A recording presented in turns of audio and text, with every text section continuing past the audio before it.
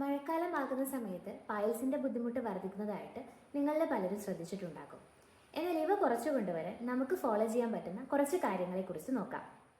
ഇതിൽ ആദ്യത്തെ കാര്യം എന്ന് പറയുന്നത്, നമ്മൾ വാഷ്റൂം യൂസ് ചെയ്തതിന് ശേഷം നമ്മുടെ പ്രൈവറ്റ് ഏരിയയിലും അതേപോലെ മലദ്വാരത്തിന് ചുറ്റൊക്കെ ആയിട്ട് ഒരുപാട് വെള്ളത്തിൻ്റെ അംശം ഇല്ല എന്നുള്ളത് ഉറപ്പുവരുത്തുക. അഥവാ നിങ്ങൾക്ക് ഒരുപാട് വെള്ളത്തിൻ്റെ അംശം തോന്നിക്കഴിഞ്ഞ് കഴിഞ്ഞാൽ ഒരു കോട്ടൺ ടിഷ്യൂ പേപ്പറോ അല്ലെങ്കിൽ സോഫ്റ്റ് ആയിട്ടുള്ള ഏതെങ്കിലും ഒരു മെറ്റീരിയൽ യൂസ് ചെയ്തുകൊണ്ട് ജസ്റ്റ് ഒന്ന് ആ വെള്ളം വൈപ്പ് ചെയ്തെടുക്കാൻ വേണ്ടി ശ്രമിക്കുക.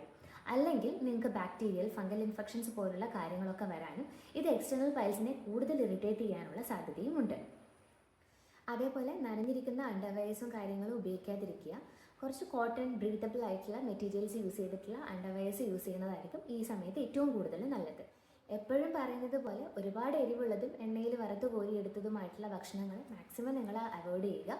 പകരം നിങ്ങൾക്ക് ഫൈബർ റിച്ച് ആയിട്ടുള്ള നാരുകൾ അടങ്ങിയിട്ടുള്ള ഒരുപാട് ഭക്ഷണങ്ങൾ ശീലമാക്കുകയും ചെയ്യാം. പബ്ലിക് ടോയ്ലറ്റും കാര്യങ്ങളൊക്കെ യൂസ് ചെയ്യുന്നത് മാക്സിമം അവോയ്ഡ് ചെയ്യുക. അതേപോലെ കണ്ടിന്യൂസ് ആയി ഒരുപാട് സമയം ഇരിക്കുന്നതും ഒഴിവാക്കുക. 1 മണിക്കൂർ ഇരുന്നതിന് ശേഷം നിങ്ങൾ ഏതെങ്കിലും തരത്തിലുള്ള ഒരു ചെറിയ പോസ്ചർ ചേഞ്ചോ അല്ലെങ്കിൽ ഒരു നടത്തം, അത് ചെറിയ രീതിയിലുള്ള ഏതെങ്കിലും ടൈപ്പ് എക്സസൈസ് ഒക്കെ ഒന്ന് ഫോളോ ചെയ്യാൻ വേണ്ടി ശ്രമിക്കുക.